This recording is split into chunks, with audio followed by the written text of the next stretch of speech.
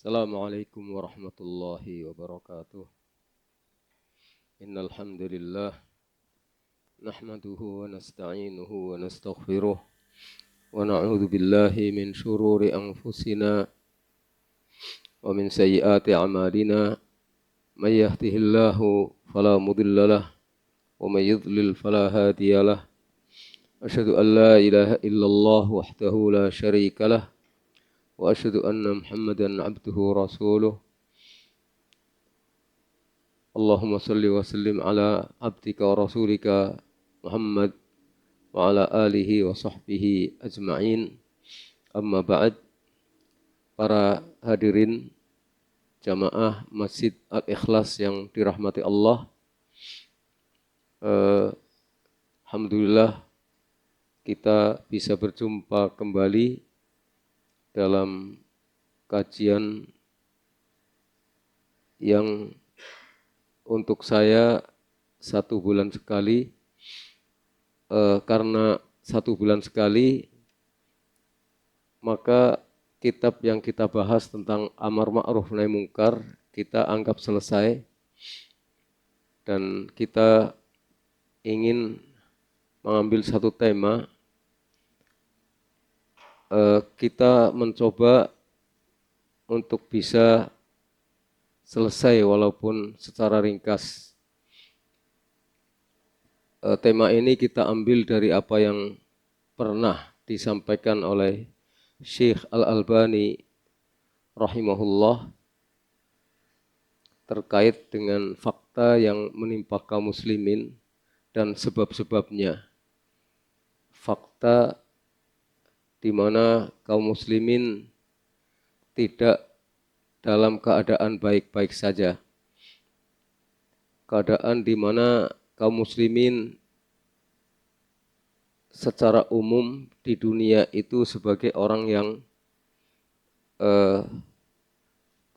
tidak di atas, tetapi dalam keadaan dzul, dalam keadaan terrendahkan, terhinakan, kecuali sedikit saja di antara sebagian kaum muslimin yang berpegang kepada kitabullah dan sunnah Rasulullah SAW sesuai dengan apa yang difahami oleh para salafus salih radhiyallahu anhum. Beliau sengaja dahulu membahas tentang satu hadis yang sahih diriwayatkan oleh Abu Dawud, oleh At-Tirmidzi, Ibnu Majah dan lainnya, dan hadis ini adalah hadis yang sahih. Jadi dalam hadis itu disebutkan ada 3 hal yang menjadi sebab utama mengapa kaum muslimin dalam keadaan hina, dalam keadaan kalah, dalam keadaan izzahnya tercabik-cabik, yaitu dicontohkan oleh Nabi SAW dengan kaum muslimin itu bermuamalah dengan muamalah ribawiyah. Yang kedua, berlomba-lomba bersaing untuk memperoleh dunia. Dan yang ketiga, meninggalkan jihad di jalan Allah. Dalam hadis itu disebutkan, saya ulangi, bahwa hadis itu diriwayatkan oleh di dalam hadis yang diriwayatkan oleh Abu Dawud dan oleh Ahmad. Tadi saya keliru menyebutnya. Diriwayatkan oleh Abu Dawud di dalam sunannya dan diriwayatkan oleh Imam Ahmad di dalam musnadnya, kata Syekh Al-Albani, dan juga diriwayatkan oleh selain keduanya dengan 2 sanad yang saling menguatkan satu sama lain. Yaitu Rasulullah SAW bersabda, "Idza tabaya'tum bil'inah wa akhadhtum adnabal baqar wa raditum bizzara' wa taraktumul jihada fi sabilillah sallallahu alaikum dhullan la yanzi'uhu ankum hatta tarji'u ila dinikum." Kalau kamu berjual beli dengan cara ainah dan kamu mengikuti ekor sapi serta ridho dengan cocok tanam dan meninggalkan jihad di jalan Allah, maka Allah akan timpakan kepadamu kehinaan. Allah akan jadikan kehinaan berkuasa atas kamu. Allah tidak akan mencabut kehinaan ini dari kamu sampai kamu kembali kepada agamamu. Jadi hadis ini adalah hadis yang sahih dengan dua sanad yang berbeda tapi satu sama lain saling menguatkan. Hadis ini menceritakan tentang sebab dan tentang obatnya. Sebab mengapa kaum muslimin mengalami kehinaan. Sebab mengapa kaum muslimin tidak mempunyai izzah. Selalu dikuyo-kuyo di mana saja berada. Sebabnya adalah 3 hal yang disebutkan tadi. Kemudian ilajnya, obatnya adalah kembali kepada dinul Islam. Obatnya adalah kembali kepada dinul Islam. Tapi 3 hal yang disebutkan oleh Nabi SAW sebagai sebab itu adalah ala sabilil mithal, la ala sabili al-hasr, sebagai misal, bukan pembatasan. Jadi yang pertama, at-tabayu' bil'inah, idza tabaya'tum bil'inah. Kalau kamu berjual beli dengan cara inah. Cara inah itu adalah jual beli ribawiyah. Seseorang ingin punya uang cash, lalu dia dia jual. Ya intinya seseorang itu ingin mendapatkan uang cash dengan cara jual beli yang akhirnya ada hilah di situ. Seakan-akan jual beli itu adalah jual beli yang halal, padahal itu termasuk ribawi. Di situ termasuk jual beli yang ribawi. Saya jual sesuatu kepada orang lain dengan cara cicil. Kemudian orang itu menjual kembali barang itu kepada saya dengan cara cash, lebih murah. Jadi dia ingin mendapatkan uang cash. Tapi tadi itu jadi cicilannya itu lebih panjang, kemudian diambil kembali barang itu dengan cara beli, tetapi dengan cash harganya lebih murah. Dan itu adalah ainah. Ini yang pertama. Ini contoh saja karena masalah ribawiyah itu banyak contohnya. Artinya sampai kaum muslimin sendiri sudah sepakat bahwa tidak mau riba, dan riba itu adalah haram. Riba itu adalah perkara haram. Tapi kadang-kadang mereka tidak memahami atau bahkan menerjang sesuatu yang mungkin sesungguhnya itu adalah riba, tapi diterjang karena masalah fulus, karena masalah keuntungan. Jadi perkara-perkara ribawi itu sangat banyak. Dan kaum muslimin terjebak dalam hal ini meskipun semangat dan tekad mereka ingin meninggalkan riba. Dan yang lebih parah lagi, hal-hal yang ribawi ini kadang-kadang mendapatkan pengesahan dari tokoh. Jadi ini yang menjadi permasalahan. Sebab sebagian ada yang mengatakan bahwa memang bai'ul ainah itu boleh dengan alasan tertentu. Kalau bai'ul ainah itu boleh, Nabi di sini tidak menjadikannya sebagai sebab terpuruknya kaum muslimin.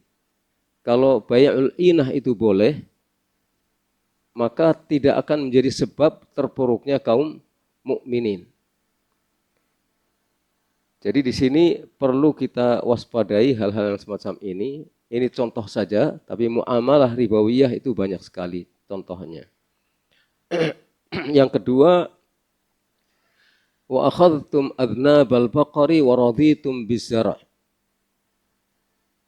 Memegang ekor sapi, mengikuti ekor sapi, ini contoh dari Raja Brana.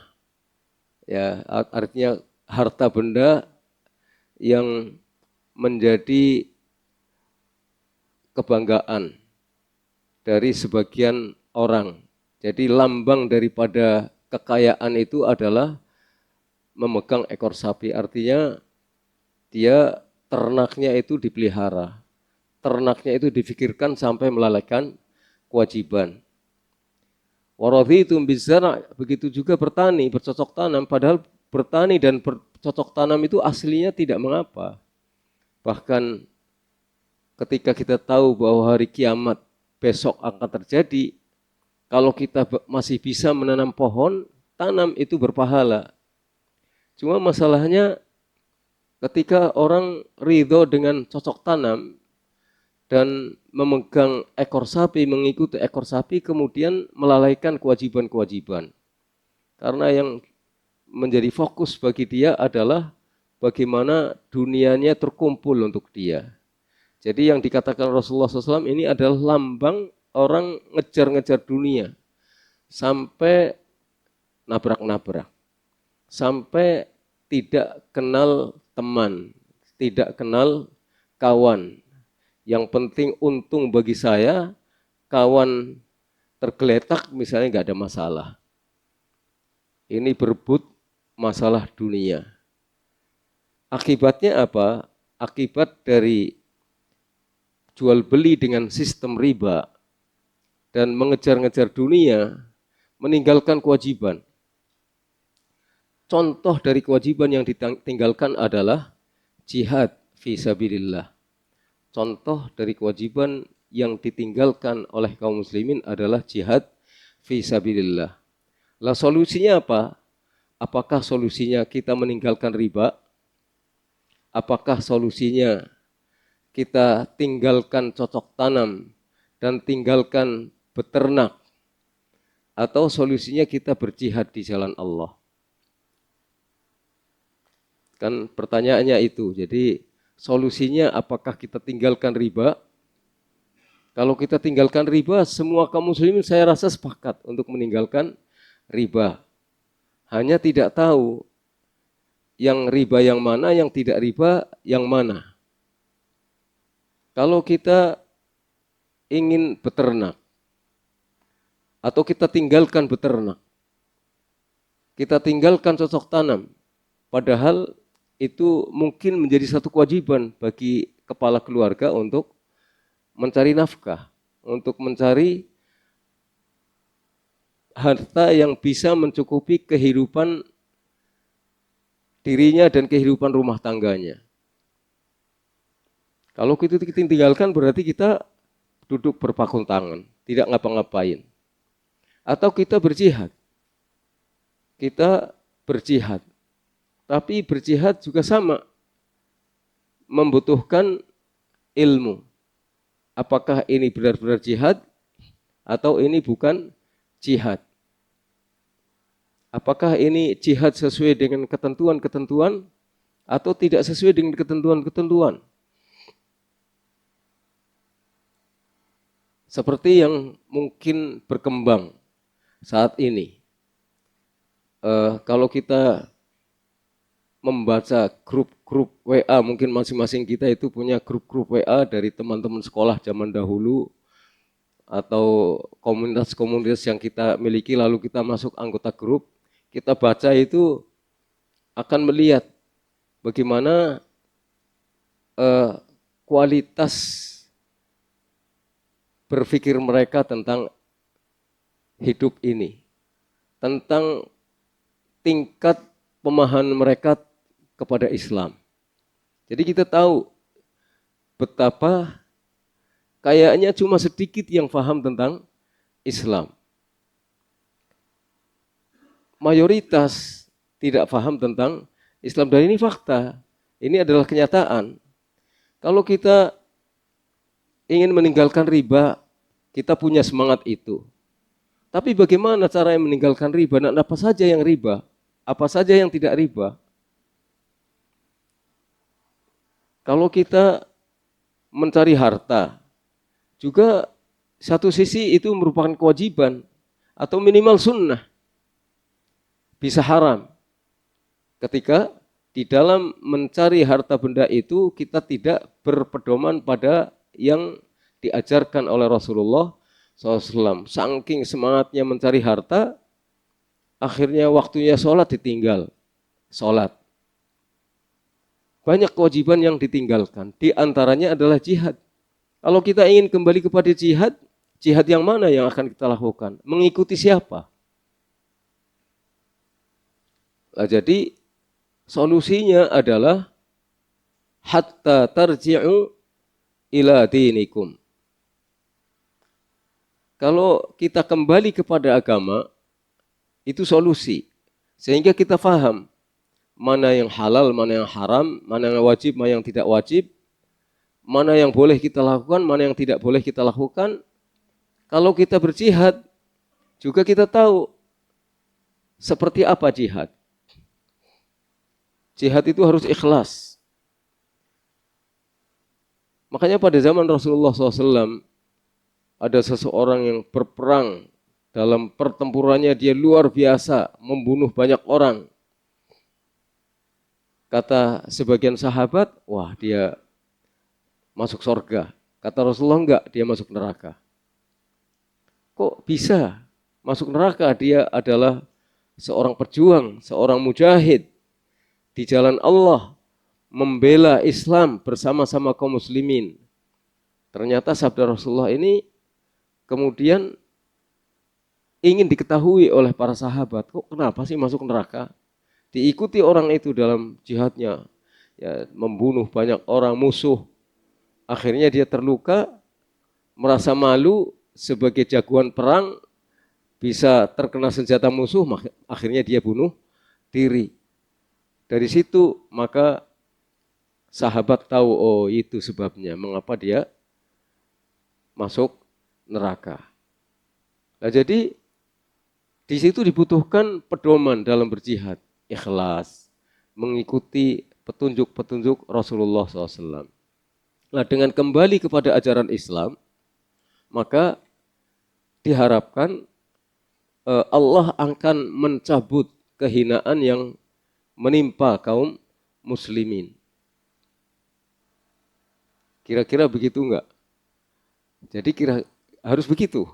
Karena ini adalah hadis Nabi idza tabaya'tum bil 'ainah wa akhadhtum adnabal baqar wa raditum biz-zar' wa taraktumul jihad fi sabilillah sallallahu alaikum dhullan la yanzi'hu ankum hatta tarji'u ila dinikum.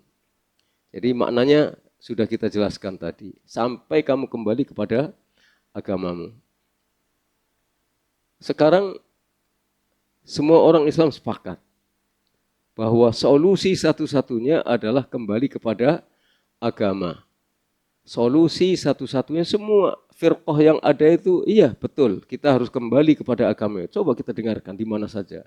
Kita perlu kembali kepada agama kita. Kita perlu berpegang teguh pada Al-Quran dan sunnah kita. Sunnah Nabi SAW. Semua sepakat itu. Semua sepakat tentang hal ini. Nah, kalau semuanya sepakat, kok tidak kembali-kembali? Artinya kok Allah masih menimpakan dzul, kehinaan dan keterpurukan kepada kaum muslimin. Kok kenapa Palestina semakin nggak jelas, semakin hancur, daerah-daerah dan wilayah-wilayah di tempat lain di Syam, karena Palestina termasuk Syam ya. Terus wilayah-wilayah Syam yang lainnya juga mengalami hal yang sama, menjadi bulan-bulanan. Kaum muslimin dibunuh, menjadi korban entah oleh siapa, yang jelas oleh musuh. Baik musuh yang jelas itu musuh, maupun musuh yang berselimut bulu domba. Tapi menjadi korban. Pembantaian, pembunuhan dan lain sebagainya. Itu terjadi di sana. Dan kita hanya berprihatin. Mari kita kembali kepada agama. Semuanya sepakat. Kembali kepada agama. Nah, seperti apa kita kembali kepada agama? Karena Rasulullah SAW sudah bukan isyarat, tapi dengan sharihul qaul, dengan bahasa yang sharih, hatta tarji'u ila dinikum, sampai kamu kembali kepada agamamu, sehingga semua orang menerima. Dan Rasulullah SAW itu siapa? Rasulullah SAW itu adalah utusan Allah yang oleh Allah diberi sifat sebagai, dalam surah At-Taubah ayat 128, Allah memberikan sifat kepada Rasulullah sebagai bil mu'minina ra'ufun rahim. Rasulullah itu terhadap kaum mukminin ra'uf, penyantun dan penyayang.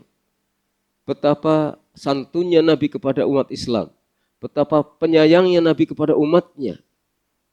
Lah karena saking sayangnya Nabi Muhammad kepada umat beliau, umat Islam, beliau mengingatkan, kalau orang terjebak pada 3 hal ini, riba, ngejar-ngejar dunia, akibatnya meninggalkan jihad, maka Allah akan timpakan kehinaan kepada mereka dan Allah tidak akan mencabutnya sampai kembali kepada agama.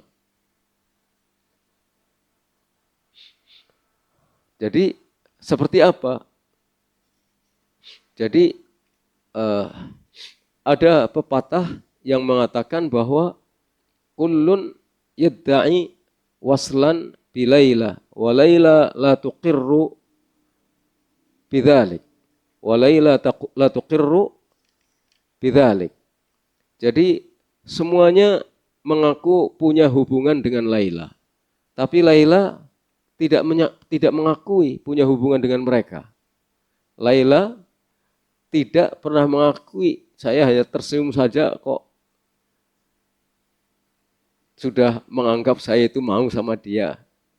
Jadi semuanya mengaku punya hubungan dengan Laila, buktinya tersenyum ramah Laila. Padahal Laila tersenyum pada semua orang. Dan tidak merasa bahwa itu adalah pernyataan mau. Wa Laila la tuqirru lahum bidzak. Laila tidak mengakui itu untuk mereka. Kita melihat orang-orang Mu'tazilah mengaku kembali kepada agama. Orang-orang Jahmiyah mengaku kembali kepada agama. Semua mengaku kembali kepada agama. Maturidiyah mengaku kembali kepada dinul Islam. Tapi dari contoh yang ada saja,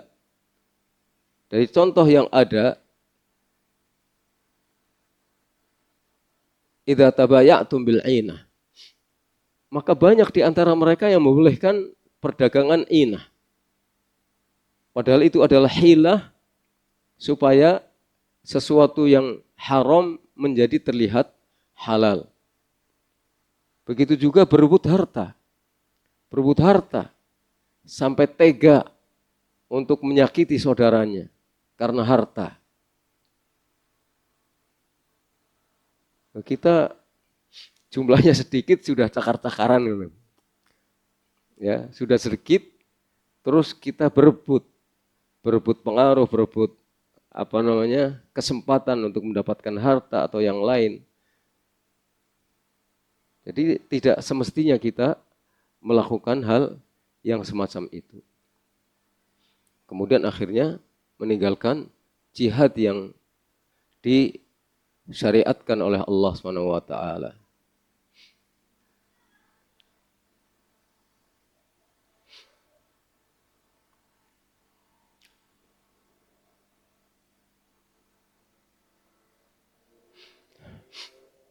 Sesungguhnya misalnya sesuatu yang riba dirubah namanya sedikit menjadi seperti halal. Jadi persoalan riba itu dirubah sedikit namanya menjadi halal. Dan itu contoh. Contoh yang lain masih banyak. Contohnya adalah orang menamakan khamr dengan nama yang bukan namanya. Banyak orang yang menamakan khamr dengan nama yang lain supaya tidak disebut sebagai khamr. Dan itu dinaskan di dalam hadis. Dalam Sahih Bukhari, Sahih Muslim dengan lafal yang berbeda-beda. La yakunanna min ummati aqwamun yashrabuna al-khamra yusammunaha bighairi ismiha. Akan ada di antara umatku orang-orang yang minum khamr terus mereka namai khamr itu dengan nama lain. Jadi khamr itu dinamai dengan nama lain. Supaya menjadi tidak diharamkan. Termasuk ainah. Banyak ribawi tapi dinamakan dengan nama yang seolah-olah halal. Sehingga seakan-akan halal. Kan namanya bay', jual beli. Kalau jual beli kan asalnya boleh. Tapi kan dalam jual beli ada yang halal, ada yang muharram.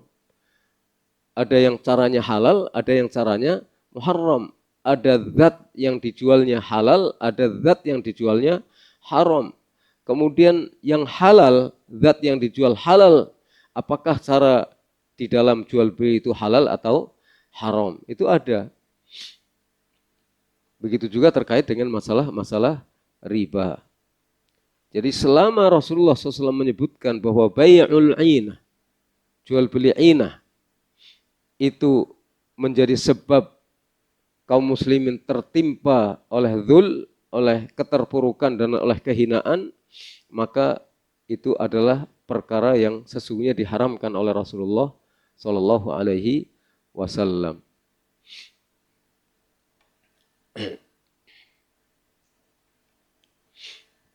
Di tengah kaum muslimin ada sementara kalangan yang menghalalkan nikah tahlil. Dan itu melibatkan orang-orang alim dari kalangan tertentu. Misalnya adalah kalangan Maturidiyah. Nikah tahlil itu dinyatakan halal. Tahlil itu artinya seseorang menikahi perempuan yang sudah dicerai talak 3 oleh suaminya sehingga dia tidak bisa rujuk dengan suaminya yang pertama. Maka untuk supaya halal dinikahi oleh orang lain dulu. Maka datanglah seseorang menikahi, kemudian berhubungan suami istri, kemudian untuk dicerai. Dicerai kembali. Lah itu adalah nikah tahlil. Padahal dalam hadis yang sahih diriwayatkan Abu Dawud, Tirmidzi, Ibnu Majah, Ahmad dan yang lainnya, Rasulullah bersabda, la'anallahul muhallila wal muhallalalah. Rasulullah SAW di sini dengan mengatakan la'anallah, doa dari Rasulullah, doa laknat, terlaknat orang itu, dilaknat oleh Allah, doanya Rasulullah. Kalau itu Rasulullah yang mengatakan dengan kalimat laknat, menunjukkan bahwa itu adalah dosa besar. Al-muhallil, orang yang menikahi wanita, supaya wanita itu bisa menikah dengan suaminya kembali setelah talak 3. Kemudian wal muhallallah, dan yang dinikahi untuk menjadi solusi dia bisa menikah lagi dengan yang pertama. Dilaknat oleh Allah, didoakan oleh Rasulullah SAW dengan la'anallah. Dan kalau itu dosa besar berarti ini adalah sesuatu yang diharamkan. Tapi ada sebagian di antara ulama Islam dari pihak lain, maksudnya yang tidak ahlu sunnah wal jamaah, itu membolehkannya. Entah dengan alasan apa, ada alasannya. Ada alasannya. Dan ini terjadi. Dan yang semacam itu terjadi. Yang semacam itu terjadi banyak sekali. Nah ini jadi kembali kepada agama itu seperti apa? Menurut pemahaman siapa? Menurut pemahaman Mu'tazilah, menurut pemahaman Jahmiyah, menurut pemahaman Asy'ariyah, menurut pemahaman siapa namanya? Maturidiyah, menurut pemahaman siapa lagi? Khawarij atau siapa? Karena kaum muslimin terpecah menjadi 73 golongan, dan ini disabdakan oleh Rasulullah Shallallahu Alaihi Wasallam bahwa kaum muslimin terpecah menjadi 73 golongan. Ini fakta yang tidak bisa dipungkiri dan Rasulullah jelas menyatakan hal tersebut. Tafarraqat al-yahud ila ihda wa sab'ina firqah. Orang-orang Yahudi terpecah menjadi 71 firqah. Wa tafarraqat an-nasara ila itsnatain wa sab'ina firqah. Orang-orang Nasara terpecah menjadi 72 firqah. Wa sataftariqu ummati ila 73 firqah. Umatku akan terpecah menjadi 73 firqah. Lebih banyak firqah umat Islam dibandingkan dengan firqah Nasara dan firqah Yahud. Lebih banyak, 73. Kata Rasulullah, kulluha finnar. Semuanya ada di dalam neraka, kecuali satu. Kemudian sahabat bertanya, man hum ya Rasulullah? Siapa mereka? Qal humul jamaah. Mereka adalah al-jamaah. Kata Syekh Al-Albani, riwayat ini adalah riwayat yang sahih. Riwayat ini adalah riwayat yang sahih. Ada riwayat lain, di dalam sanadnya, kata beliau, ada syai' minad dha'af. Ada kelemahan. Di dalam sanadnya ada kelemahan, tetapi riwayat yang punya kelemahan dalam sanadnya ini punya syahid, punya bukti yang menguatkan sanad ini, yaitu riwayat yang mengatakan hiya ma ana alaihi wa ashabi. Satu yang disebut jamaah itu adalah yang aku dan sahabatku ada di atasnya. Aku dan sahabatku ada di atasnya. Jamaah itu adalah sesuatu yang aku berada di atasnya dan sahabatku ada di atasnya. Jadi yang dilakukan oleh Nabi dan dilakukan oleh para sahabat Nabi. Ini riwayat ada syai' min ad-dha'af tapi dikuatkan dengan sanad-sanad yang lain sebagai syawahid. Jadi kata Rasulullah humul jamaah, itu riwayat yang sahih, ditafsirkan pengertiannya jamaah itu adalah yang di dalamnya ada Nabi dan di dalamnya ada para sahabat Nabi. Tindakan yang dilakukan oleh Nabi dan tindakan yang dilakukan oleh para sahabat Nabi dalam beragama. Jadi agama yang menjadi prinsip Nabi dan prinsip para sahabat Nabi SAW itulah jamaah.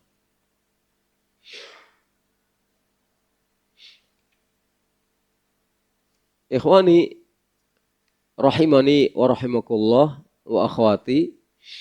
Jadi itulah yang dimaksudkan dengan kembali kepada agama, itu harus mengikuti pedoman yang jelas. Harus mengikuti pedoman yang jelas. Karena kaum muslimin faktanya sudah terpecah. Sudah berselisih pendapat dan bukan terbatas pada perselisihan pendapat. Tapi bahkan sampai pada pertarungan fisik akibat perpecahan ini. Ya, akibat perpecahan ini terjadi benturan-benturan fisik di antara sesama kaum muslimin. Dan mereka berselisih bukan hanya dalam masalah wudhu, bukan hanya dalam masalah sholat, bukan hanya dalam masalah sunnah-sunnah berpuasa, bukan dalam apa yang mereka sebut sebagai perselisihan furu', tapi sudah menyentuh pada masalah usul. Sudah menyentuh masalah prinsip yang sangat mendasar. Masalah akidah.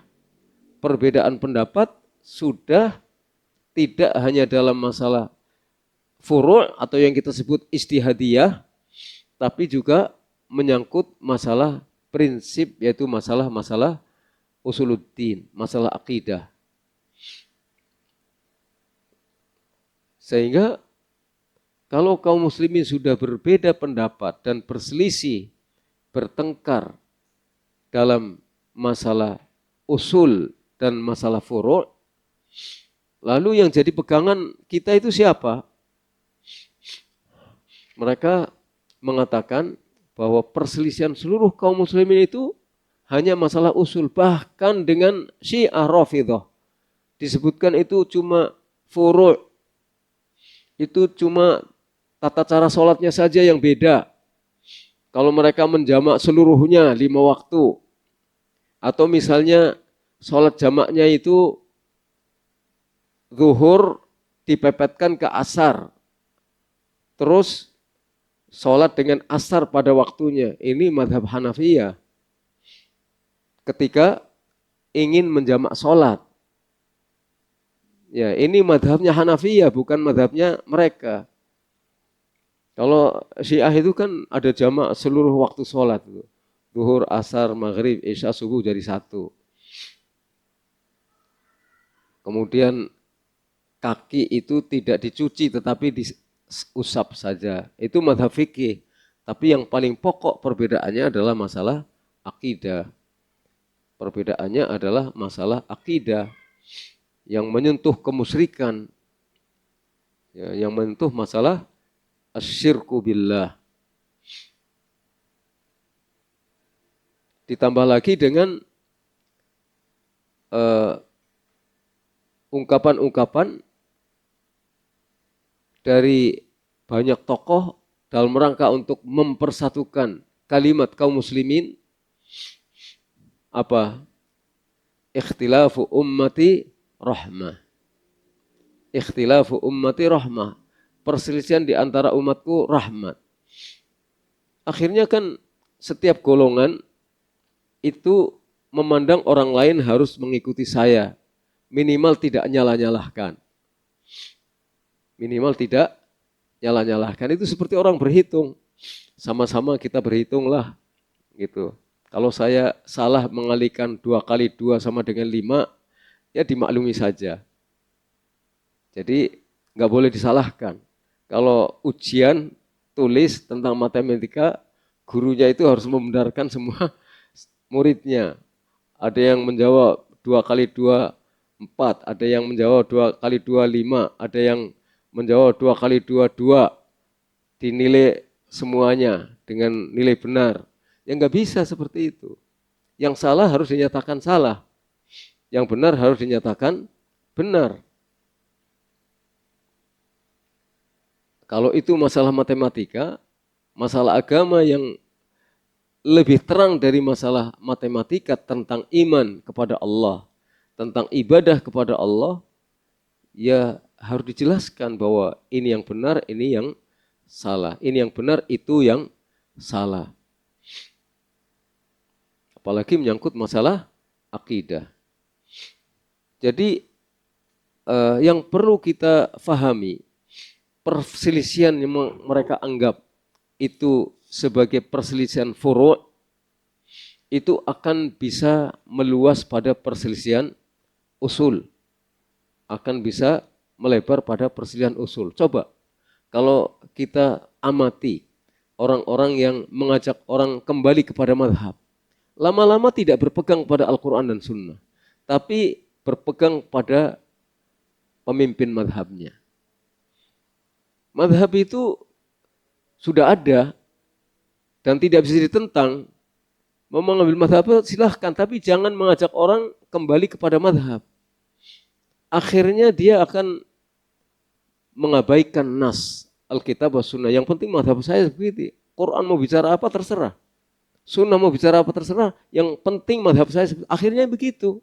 Siapapun yang berdakwah menuju kembali kepada madhab, akhirnya harus mengikuti madhab saya. Sama aja akhirnya ujung-ujungnya.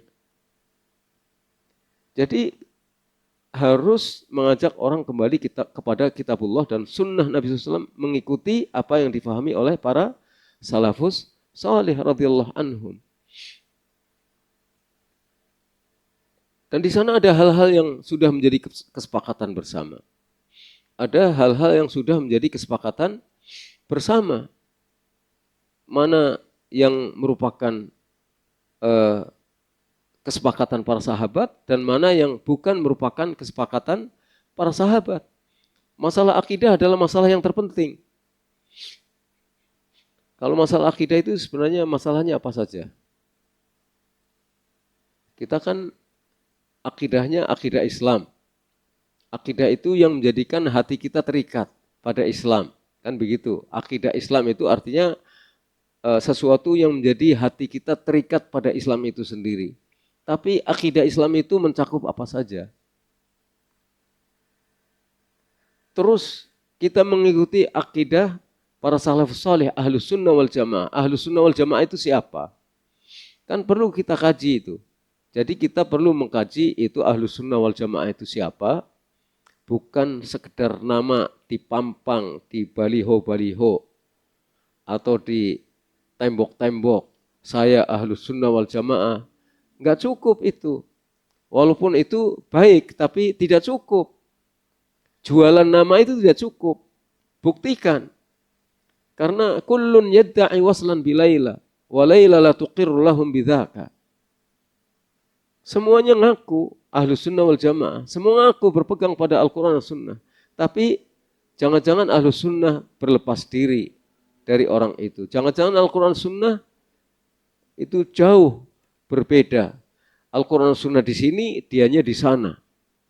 Jauh dari Al-Quran dan Sunnah. Jadi kita buktikan Ahlus Sunnah seperti apa.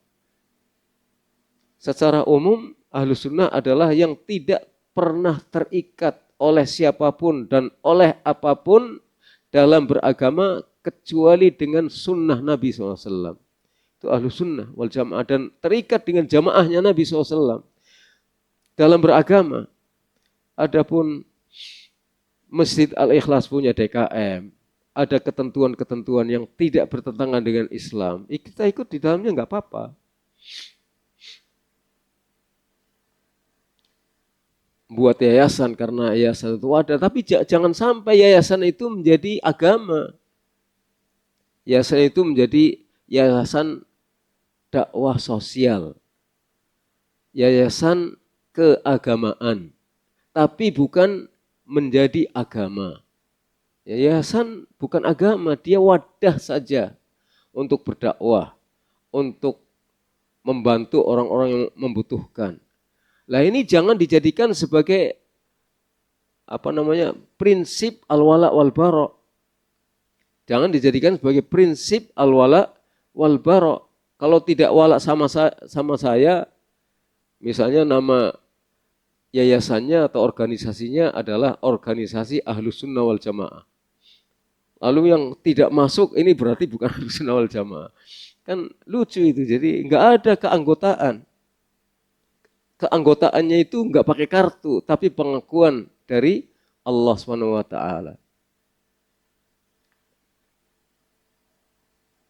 Lah itu, jadi tidak boleh. Ya, habis itu teruskan ya, dikit aja. Kita lanjut. Jadi kita hanya terikat pada sunnah Nabi SAW. Kita hanya terikat pada Islam yang difahami oleh para salafus saleh, yang telah disepakati oleh para salafus saleh.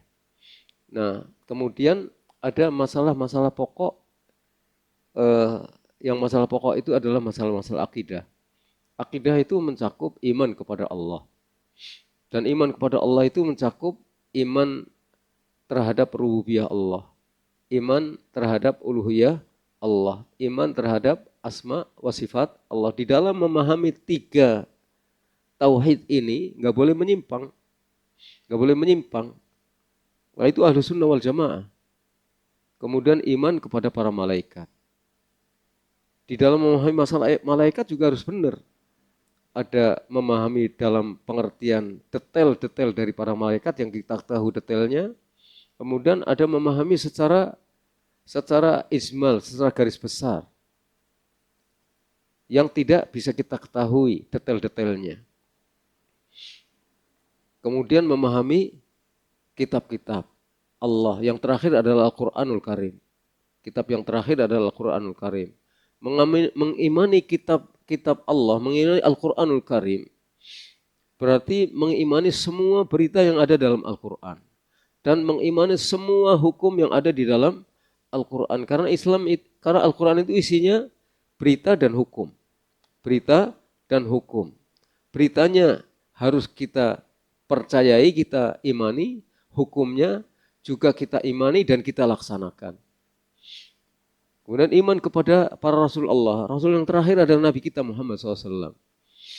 Mengimani kepada Rasul diantaranya adalah juga beriman kepada berita-berita yang datang dari Rasulullah dan beriman serta mengamalkan apa yang menjadi hukum-hukum yang ditetapkan melalui Rasulullah SAW.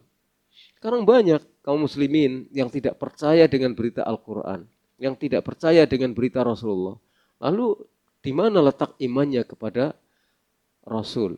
Di mana letak imannya kepada Al-Quran? Berita Al-Quran diragukan. Perintahnya masih diragukan. Perintah Rasulullah diragukan. Ini dhonni atau qat'i. Udah jelas. Giliran menguntungkan dia berdalil dengan Al-Quran dan hadis. Giliran tidak menguntungkan ditanya, dhonni atau qat'i. Masih dugaan atau sudah pasti. Seakan-akan tahu ilmu usul fikih. Itu adalah fakta yang ada di antara kaum muslimin. Terus apa? Iman kepada hari akhirat. Dan seterusnya. Ya. Semua yang semenjak orang meninggal dunia sampai nanti orang masuk surga atau masuk neraka. Kemudian iman kepada takdir. Iman kepada meyakini tentang para sahabat punya kedudukan. Itu termasuk dalam sesuatu yang menjadi akidahnya kaum muslimin. Ahlul Bait. Keimanan tentang Ahlul Bait seperti apa. Akidah Ahlus Sunnah tentang Ahlul Bait seperti apa. Kemudian tentang iman. Iman menurut Ahlus Sunnah wal Jamaah itu seperti apa. Menurut Ahlul Bid'ah seperti apa. Kita harus pahami semuanya itu. Dan yang lain-lainnya. Maka kalau kita ingin kembali kepada agama kita, itu bukan berdasarkan waqi'ul muslimin al-yaum. Bukan berdasarkan kepada fakta yang ada dialami oleh kaum muslimin sekarang. Kan semuanya Islam, kan semuanya ini. Saya pernah mendengar di dalam grup orang lagi berbicara tentang Syiah Rafidhah. Yang penting Tuhannya siapa? Ya, masing-masing mengakui punya Tuhan. Hanya istilahnya beda. Hatta orang kafir juga punya Tuhan. Kalau orang barat yang mengatakan God. Kalau orang mana itu mungkin namanya Khuda ya. Atau yang lain-lain. Cuma siapa dia? Bagaimana cara mengimaninya? Mungkin namanya Allah. Ada yang mengatakan Tuhannya Allah juga. Tapi Allah menurut dia siapa? Nabi menurut dia siapa? Kan nggak cukup hanya seperti itu. Mudah sekali, gampang sekali, dan dangkal sekali. Itu fakta yang ada di tengah kaum muslimin. Jadi kalau kita ingin kembali kepada agama kita, bukan mengikuti fakta yang ada di tengah kaum muslimin, kita harus kembali kepada agama yang dibawa oleh Rasulullah SAW, difahami oleh para sahabat Nabi SAW. Nah gimana ya, kita cari, harus belajar,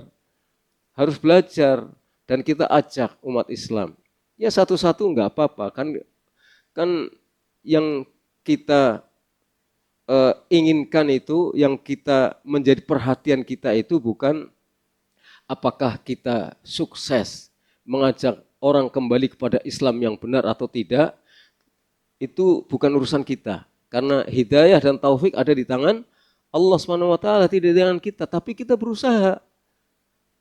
Kalau orang menyambut kita dapat pahala, tidak menyambut kita sudah mendapatkan pahala mengajak orang lain kembali kepada pemahaman Islam yang benar. Kalau kita tidak bisa ngomong sendiri tentang Islam yang benar, ajak ngaji, kasih buku, kasih alamat-alamat situs mana yang ada menjelaskan tentang Islam yang benar. Itu sudah ajakan, dan kita perlu kerjasama.